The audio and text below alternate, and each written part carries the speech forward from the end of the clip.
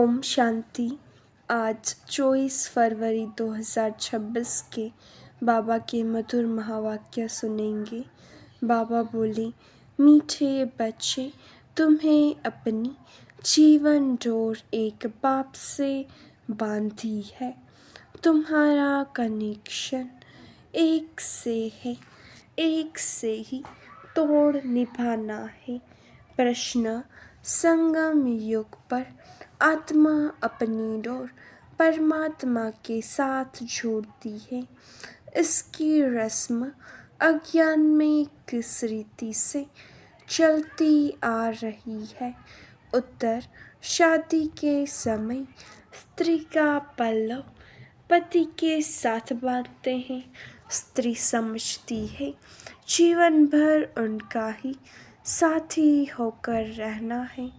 तुमने तो अब अपना पल्लव बाप के साथ जोड़ा है। तुम जानते हो हमारी परवरिश आधा कल के लिए बाप द्वारा होगी। गीत बजा, जीवन डोर तुम ही संग बांधी। ओम शांति। देखो, गीत में कहते हैं जीवन डोर तुमसे बांधी। जैसे कोई कन्या है वह अपनी जीवन की डोर पति के साथ बांधती है। समझती है कि जीवन भर उनका ही साथी होकर रहना है। उनको ही परवरिश करनी है। ऐसे नहीं कि कन्या को उनकी परवरिश करनी है। नहीं, जीवन तक उनको परवरिश करनी है। तुम बच्चों ने भी जीवन डोर बांधी है। बेहद का बाप कहो, टीचर कहो, गुरु कहो, जो कहो, यह आत्माओं की जीवन की डोर परमात्मा के साथ बांधने की है। वह है हद की स्थूल बात, यह है सूक्ष्म बात। कन्या की जीवन की डोर पति के साथ बांधी जाती है। वह उनके घर जाती है। देखो, हर एक बात समझने की बुद्धि चाहिए। कलयुग में है सब आसुरी मत की बातें। तुम जानते हो हमने जीवन की डोर एक से बांधी है। तुम्हारा कनेक्शन एक से है, एक से ही तोड़ निभाना है। क्योंकि उनसे हमको बहुत अच्छा सुख मिलता है। वह तो हमको स्वर्ग का मालिक बनाता है। तो ऐसे बाप की श्रीमत पर चलना चाहिए। यह है रूहानी डोर। रूही श्रीमत लेती है। आसुरी मत लेने से तो नीचे गिरे हैं। अब रूहानी बाप की श्रीमत पर चलना चाहिए। तुम जानते हो हम अपनी आत्मा की डोर परमात्मा के साथ बांधते हैं। तो हमें उनसे 21 जन्म सदा सुख का वर्षा मिलता है। उस अल्पकाल की जीवन डोर से तो नीचे गिरते आए हैं। यह 21 जन्मों के लिए गारंटी है। तुम्हारी कमाई कितनी ज़बरदस्त है, इसमें गफलत नहीं करनी चाहिए। माया गफलत बहुत कराती है। इन लक्ष्मी नारायण ने जरूर कोई से जीवन डोर बांधी, जिससे 21 जन्म का वर्षा मिला। तुम आत्माओं की परमात्मा से जीवन डोर बांधी जाती है। कल्प कल्प उनकी तो गिनती नहीं। बुद्धि में बैठता है हम शिव बाबा के बने हैं। उनसे जीवन डोर बांधी है। हर एक बात बाप बैठ समझाते हैं। तुम जानते हो कल पहले भी बांधी थी। अब शिव जयंती मनाते हैं, परंतु किसकी मनाते हैं? पता नहीं है। शिव बाबा जो पतित पावन है वह जरूर संगम पर ही आएगा। यह तुम जानते हो, दुनिया नहीं जानती है, इसलिए गाया हुआ है कोटों में को। आदि सनातन देवी देवता धर्म प्रायः लोप हो गया है और सब शास्त्र कहानियाँ आदि हैं। यह धर्म है ही नहीं तो जाने कैसे। अभी तुम जीवन की डोर बांध रहे हो, आत्माओं की परमात्मा के साथ डोर छूटी हुई है।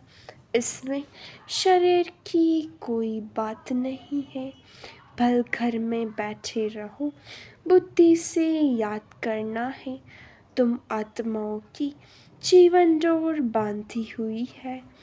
पल्लव बांधते हैं ना, वह स्थूल पल्लव है। यह है आत्माओं का परमात्मा के साथ योग। भारत में शिव जयंती भी मनाते हैं, परंतु वह कब आए थे यह किसको भी पता नहीं है। श्री कृष्ण की जयंती कब, राम की जयंती कब है यह नहीं जानते।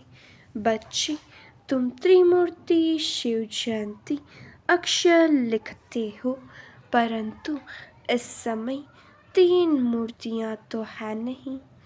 तुम कहेंगे शिव बाबा ब्रह्मा द्वारा सृष्टि रचते हैं, तो ब्रह्मा साकार में जरूर चाहिए ना। बाकी विष्णु शंकर इस समय कहाँ है जो तुम त्रिमूर्ति कहते हो। यह बहुत समझने की बातें हैं। त्रिमूर्ति का अर्थ ही ब्रह्मा विष्णु शंकर है। ब्रह्मा द्वारा स्थापना वह तो इस समय होती है, विष्णु द्वारा सतयुग में पालना होगी। विनाश का कार्य अंत में होना है। यह आदि सनातन देवी देवता धर्म भारत का एक ही है। वह तो सब आते हैं धर्म स्थापन करने। हर एक जानता है यह धर्म स्थापन किया और उनका संबंध यह है फलाने टाइम फलाना धर्म स्थापन किया।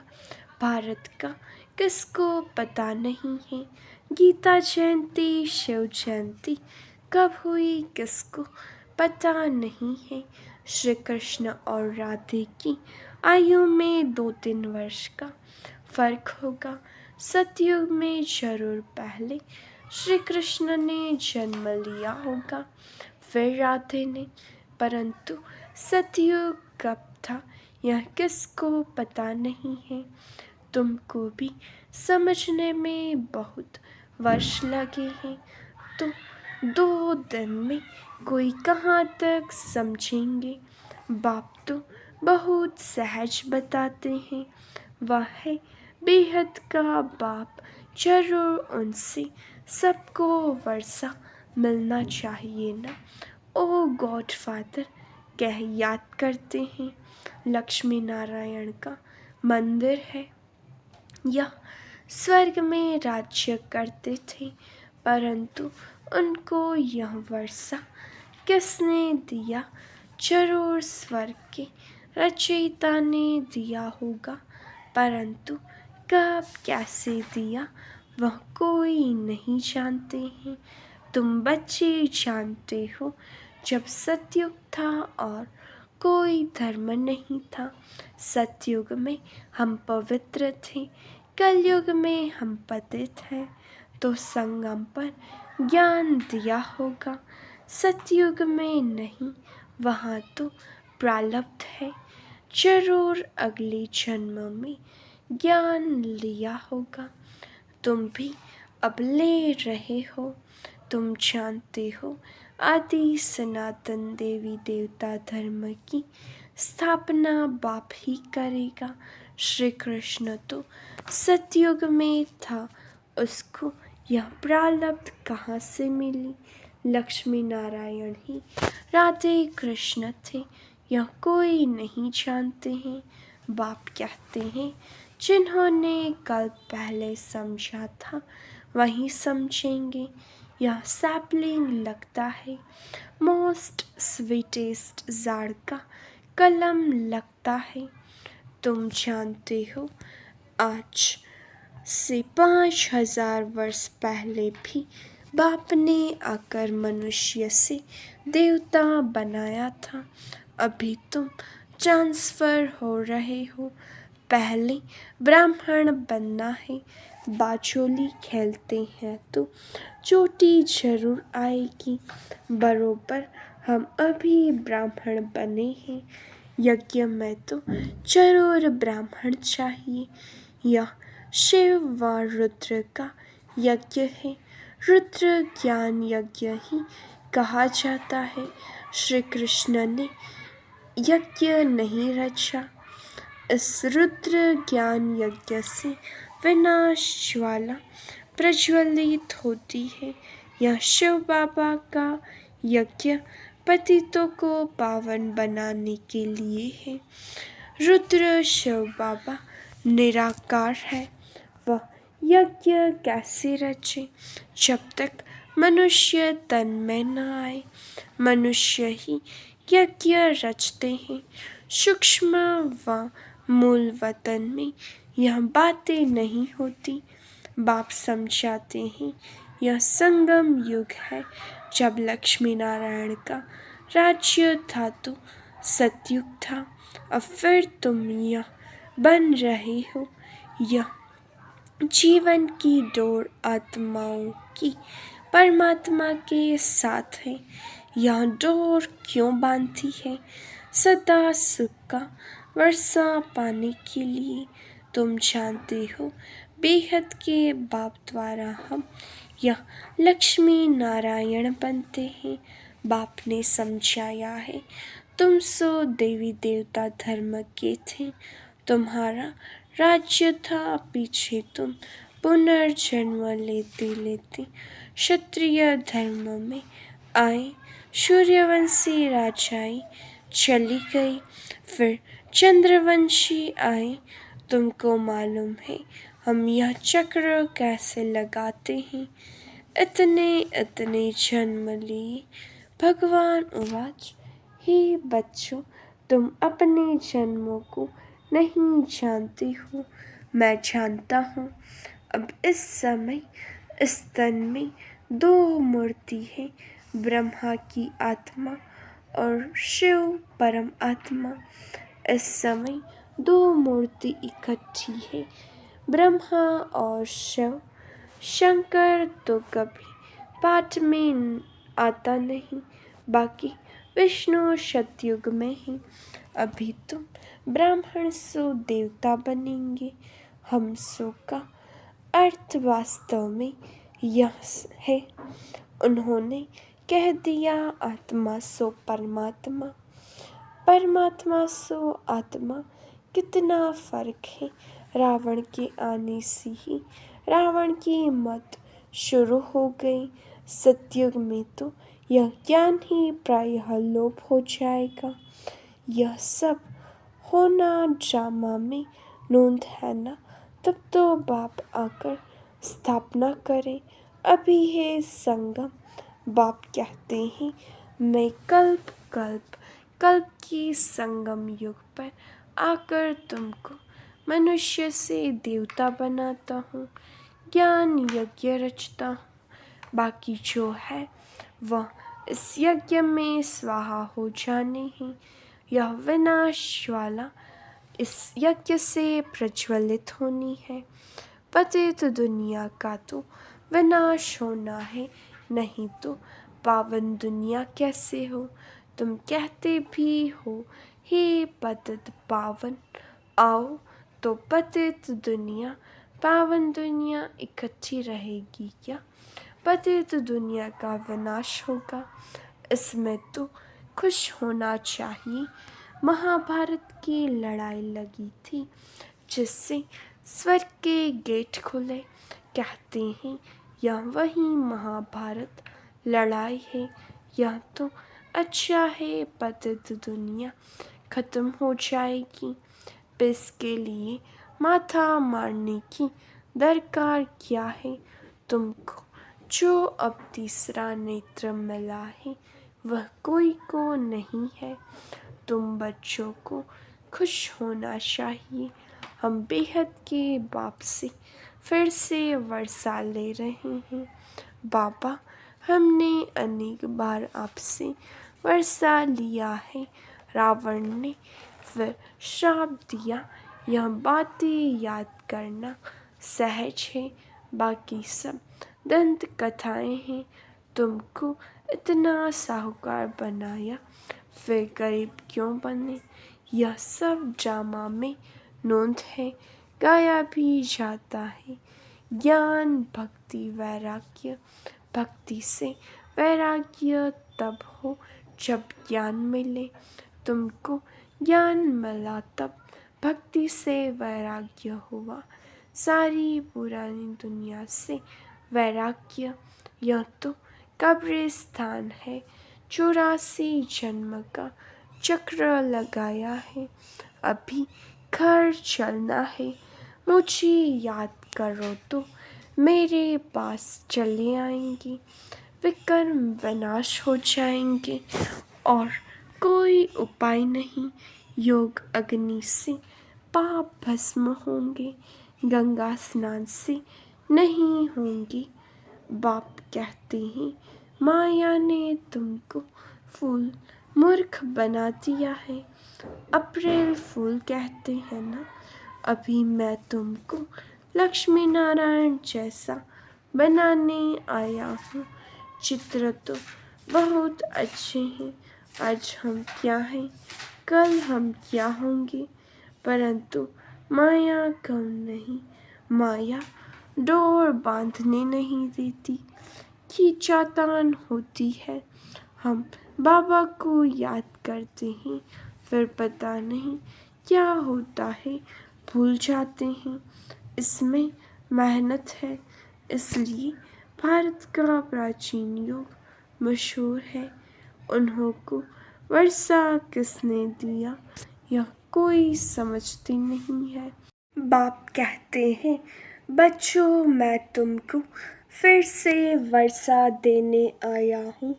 यह तो बाप का काम है। इस समय सब नरकवासी हैं, तुम खुश हो रहे हो। यहाँ कोई आते हैं, समझते हैं तो खुशी होती है।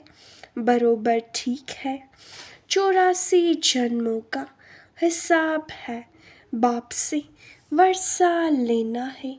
बाप जानते हैं आधा कल्प भक्ति करके तुम थक गए हो। मीठे बच्चे, बाप तुम्हारी सब थक दूर करेंगे। अब भक्ति अंधियारा मार्ग पूरा होता है। कहाँ यह दुखधाम, कहाँ वह सुखधाम। मैं दुखधाम को सुखधाम बनाने कल्प के संगम पर आता हूँ। बाप का परिचय देना है। बाप बेहद का वर्षा देने वाला है। एक की ही महिमा है। शिव बाबा नहीं होता तो तुमको पावन कौन बनाता। ड्रामा में सारी नोंद है। कल्प कल्प तुम मुझे पुकारते हो कि है पतित पावन। आओ, शिव की जयंती है। कहते हैं ब्रह्मा ने स्वर्ग की स्थापना की, फिर शिव ने क्या किया जो शिव जयंती मनाते हैं। कुछ भी समझते नहीं है। तुम्हारी बुद्धि में ज्ञान एकदम बैठ जाना चाहिए। डोर एक के साथ बांधी है तो फिर और कोई के साथ नहीं बांधो, नहीं तो गिर पड़ेंगे। पारलौकिक बाप मोस्ट सिंपल है, कोई ठाठ बाट नहीं। वह बाप तो मोटरों में, एरोप्लेनों में घूमते हैं। यह बेहद का बाप कहते हैं मैं पतित दुनिया पतित शरीर में बच्चों की सेवा के लिए आया हूँ। तुमने बुलाया है अविनाशी सर्जन, आओ आकर हमें इंजेक्शन लगाओ। इंजेक्शन लग रहा है। बाप कहते हैं योग लगाओ तो तुम्हारे पाप भस्म होंगे।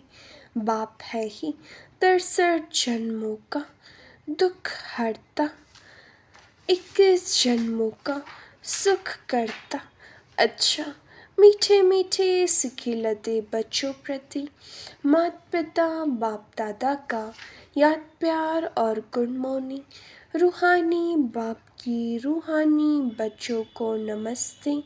हम रूहानी बच्चों की रूहानी बाप दादा को याद प्यार नमस्ते गुड मॉर्निंग ओम शांति।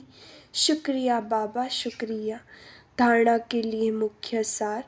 पहली पॉइंट, अपने बुद्धि की रूहानी डोर एक बाप के साथ बांधनी है, एक की ही श्रीमत पर चलना है। दूसरा, हम मोस्ट स्वीटेस्ट झाड़ का कलम लगा रहे हैं, इसलिए पहले स्वयं को बहुत बहुत स्वीट बनाना है। याद की यात्रा में तत्पर रह विकर्म विनाश करने हैं। वरदान मनन शक्ति द्वारा हर पॉइंट के अनुभवी बनने वाले सदा शक्तिशाली माया प्रूफ विघ्न प्रूफ भव। जैसे शरीर की शक्ति के लिए पाचन शक्ति व हजम करने की शक्ति आवश्यक है, ऐसे आत्मा को शक्तिशाली बनाने के लिए मनन शक्ति चाहिए। मनन शक्ति द्वारा अनुभव स्वरूप हो जाना यही सबसे बड़े से बड़ी शक्ति है। ऐसे अनुभवी कभी धोखा नहीं खा सकते, सुनी सुनाई बातों में विचलित नहीं हो सकते। अनुभवी सदा संपन्न रहते हैं, वह सदा शक्तिशाली माया प्रूफ विघ्न प्रूफ बन जाते हैं। स्लोगन, खुशी का खजाना सदा साथ रहे तो बाकी सब खजाने स्वतः आ जाएंगे। अव्यक्त इशारे, एकता और विश्वास की विशेषता द्वारा सफलता संपन्न बनो। सफलता संपन्न बनने के लिए साधारण कार्य में रहते हुए भी फरिश्ते की चाल और हाल हो। ऐसे नहीं कहोगी क्या करें, बात ही ऐसी थी, काम ही ऐसा था, सर्कमस्टेंसेस ऐसे थे, समस्या ऐसी थी, इसलिए साधारणता आ गई। किसी समय भी किसी हालत में भी आपका अलौकिक रूप हर एक को अनुभव हो। जैसी बात वैसा अपना स्वरूप नहीं बनाओ, बातें आपको बदल न दे, तब सबके समीप आएंगे और एकता का संगठन मजबूत होगा। अच्छा, ओम शांति।